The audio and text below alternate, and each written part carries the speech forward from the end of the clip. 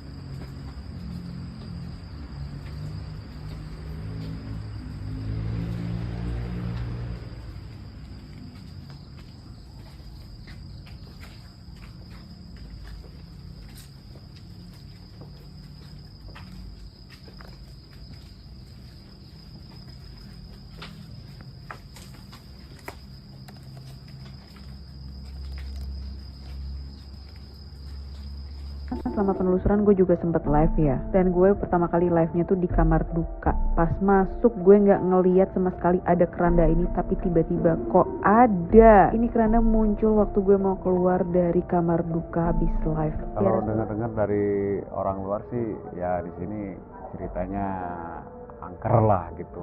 Ada kejadian seperti kayak pocong atau apa, kayak noni-noni Belanda dulu. Dulu pernah ada kegiatan di sinilah gitu. Ada yang ada yang banyak banyak yang kesurupan gitu lah. Assalamualaikum warahmatullahi wabarakatuh. Kembali lagi bersama kami di Bacain Cerita Horor. Yang kali ini kita akan membacakan tentang membacakan thread lagi dari Dioseta @Dioseta, penulis cerita horor urban legend gitu-gitu. Yang cerita ini tuh katanya yang akan dijadikan film yang akan tayang di bioskop. Jadi sebelum tayang di bioskop, boleh dong kita dengerin dulu ceritanya dari tweet si penulis langsung seperti apa. Dia nge-tweetnya openingnya gini: kalau ditanya tempat apa yang paling seram yang pernah saya kunjungi, mungkin salah satunya adalah La Kespra ini. Teman saya hilang setelah kami coba membuktikan sosok mencekam di rumah sakit peninggalan Belanda di Puncak Cianjur. Oke. Ini dia rumah sakitnya. Rumah sakit ya, gini ya dulu ya. Kayak rumah biasa aja ya, tapi emang serem sih kalau di sini. Oke, tanpa berlama-lama lagi langsung aja ke ceritanya. Di waktu kecil, saya sempat tinggal di Cipanas. Selama hampir 5 tahun, saya tinggal di salah satu panti asuhan dan saat duduk di bangku SMP, kami punya kesempatan main keluar panti di jam senggang saat hari Sabtu atau Minggu. Dengan satu syarat, sebelum maghrib kami harus sudah sampai ke rumah.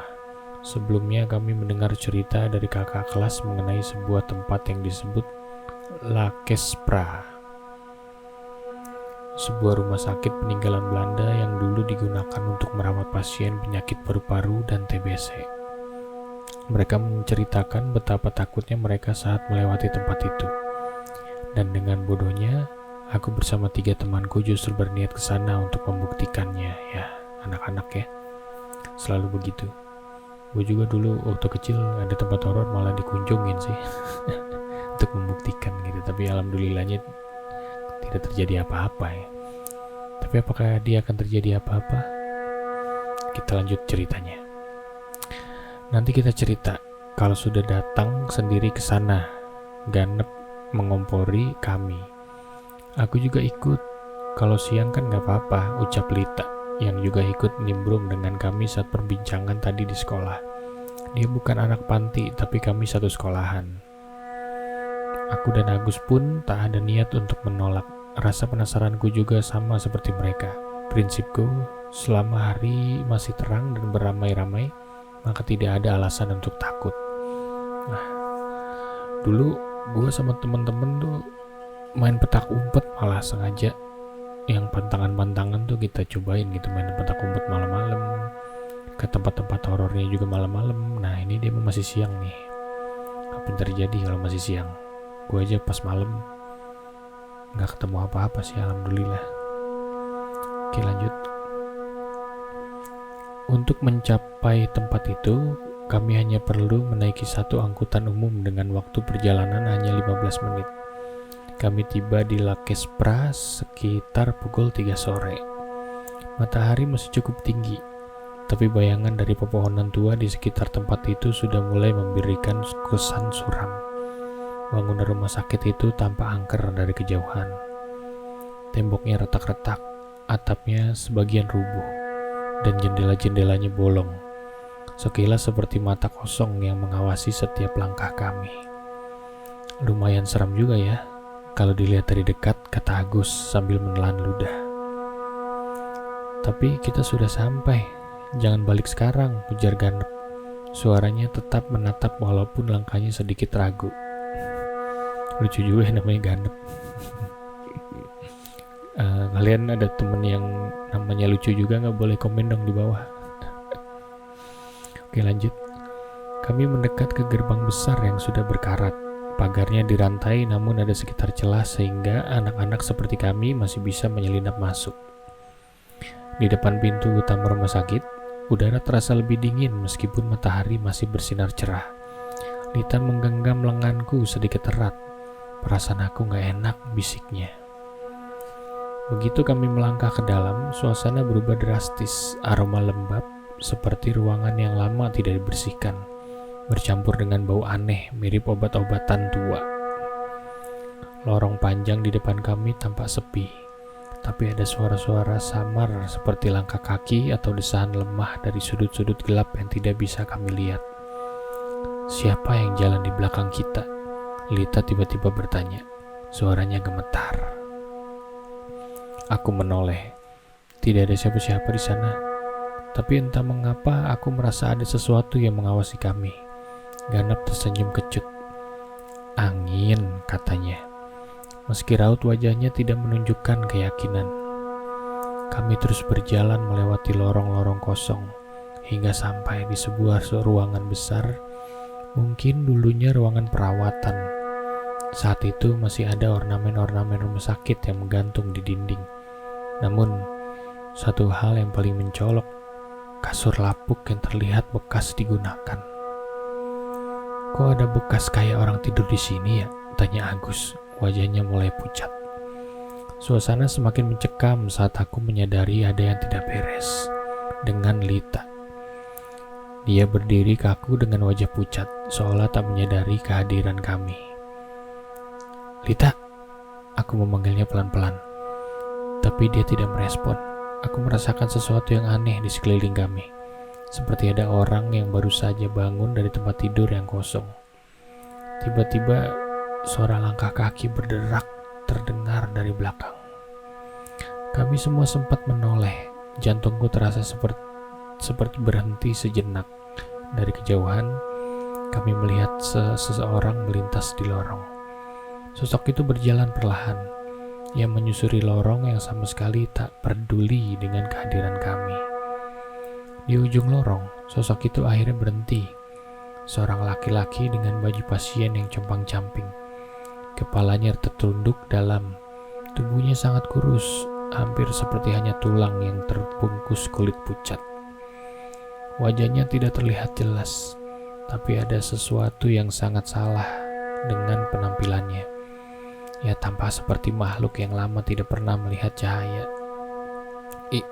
Itu orang? Ganep memberanikan dirinya bertanya. Suaranya bergetar. Kata Agus buru-buru menutup mulut Ganep.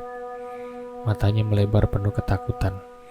Kami semua berdiri mematung, menahan napas, berharap sosok itu tidak menyadari keberadaan kami. Sosok pasien itu berjalan perlahan melewati lorong. Tapi semakin lama kami melihatnya, semakin jelas satu hal yang membuat darahku berhenti mengalir. Dadanya bolong, dengan daging membusuk yang menggantung dari sisi-sisi lubangnya. Bau busuk mulai menyeruak, dan pada saat itu aku tahu makhluk ini bukanlah manusia. Ketakutan merayap cepat dalam diriku. Kami terus bersembunyi di balik sebuah ruangan kecil, berharap makhluk itu tidak melihat kami. Namun, keputusan itu ternyata salah. Hening yang semula melingkupi tempat itu pecah dengan suara tawa wanita. Tawa aneh dan dingin, seperti seseorang yang sedang menikmati rasa sakit. Tawa itu disusul dengan suara rintihan. Kami menatap satu sama lain dengan panik, yakin bahwa hanya kamilah yang ada di tempat itu. Tapi suara itu terlalu jelas. Satu-satunya jendela di ruangan tempat kami bersembunyi tertutup, ranting dan dedaunan pohon besar. Cahaya di luar semakin redup, hampir tidak ada yang bisa dilihat. Tak ada dari kami yang berani bergerak atau bahkan berbicara. Kami hanya bisa duduk diam, menggigil, menunggu suara-suara itu menghilang. Namun rasanya seperti tidak akan pernah benar-benar pergi. Pulang, kita pulang sekarang, ajak Ganep yang sudah mulai tenang. Agus mengintip ke sela pintu dan tidak mendapati sosok apapun di sana. Tapi langit sudah hampir gelap. Lita, ayo, ajakku. Tapi saat itu Lita hanya terdiam. Ia tidak segera membalasku. Agus berinisiatif menarik tangan Lita. Baru saat itulah Lita merespon kami. Kami pun keluar dari bangunan mengerikan itu. Saat sampai di luar, wajah Ganep yang pucat. Saat kami menanyakan, ia memilih untuk diam dengan wajah yang seperti sedang menahan tangis. Kami mulai cukup tenang saat menaiki angkutan umum untuk kembali. Disitulah Ganep baru cerita bahwa saat kita pulang, dia melihat kita diawasi oleh sosok makhluk yang berada di atas pohon. Menurutnya wujud seperti genderuwo, namun memiliki rambut yang begitu panjang. Setelah mendengar cerita itu, sepanjang jalan kami hanya terdiam. Saat itu kami pun pulang dan berpisah di dekat sekolah. Lita kembali ke rumahnya dan kami kembali ke panti. Kami pikir kami sudah bisa tenang saat sampai di panti asuhan. Walau sudah berusaha melupakan kejadian di La Kespra, aku tetap merasa sulit untuk tidur. Hingga saat sampai di sekolah, orang tua Lita datang dan masuk ke kelas. Lita tidak pulang ke rumah. Saat itulah aku, Agus, dan Ganep dicecer habis-habisan dengan apa yang sudah kami lakukan. Kami pun menceritakan apa adanya hingga mengatakan bahwa Lita sudah pulang bersama kami dan kami berpisah di dekat sekolah. Tapi ternyata Lita tidak pulang ke rumahnya. Pagi itu kami meninggalkan sekolah dan kembali ke La Kespra, tempat yang sebenarnya tak ingin kudatangi lagi. Dan Lita ada di sana. Lita masih meringkuk di tempat kami bersembunyi. Ia meringkuk dengan wajah pucat dan ketakutan. Tubuhnya begitu dingin dan ibunya buru-buru memeluknya. Aku pun menanyakan bagaimana ia bisa berada di sana lagi. Dengan tubuhnya yang gemetar hebat dan tatapan matanya yang cemas, Lita menjawab, "Mereka memanggilku ke sini," gumamnya berulang kali. "Aku harus kembali." Lita dibawa pulang dan ia tidak masuk sekolah selama beberapa hari. Namun beruntung ia bisa pulih sepenuhnya.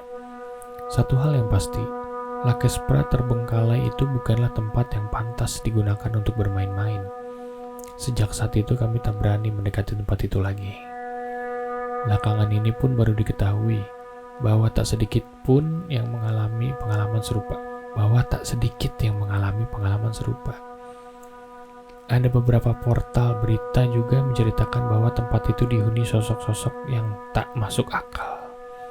Mulai dari noni Belanda, genderuwo perempuan, hingga terlihat bola api melayang-layang. beberapa artikel juga menceritakan angkernya Lekespra tersebut. Ini radar Cianjur ya. Dia meliputlah tempat ini tuh. Tempatnya tuh mana nggak buka. Ini dia radar Cianjurnya. Ini bisa diterbengkalai langsung rumah sakit. Tempatnya tuh sebenarnya belum terlalu rusak banget ya, mungkin nggak terlalu angker sebenarnya, cuman memang ya kalau banyak kejadian atau dulunya tempat banyak yang meninggal kan memang mungkin ada energi yang masih tertinggal di situ gitu ya. Tapi treatnya habis sudah sampai di sini aja, nggak ada lagi treatnya. Berarti ya udah sampai di situ. Akhirnya Lita kembali pulih sepenuhnya, katanya segitu ya tadi ya. Ya, semoga aja beneran pulih dan tidak terjadi apa-apa ya. Oke, terima kasih untuk kalian semua teman-teman yang sudah mendengarkan cerita kita. Like kalau suka dan dislike kalau nggak suka. Jangan lupa di-share dan di-komen mau dengerin cerita apa lagi dan cerita apa yang ingin kami bacakan. Sampai bertemu lagi di video-video selanjutnya. Assalamualaikum warahmatullahi wabarakatuh.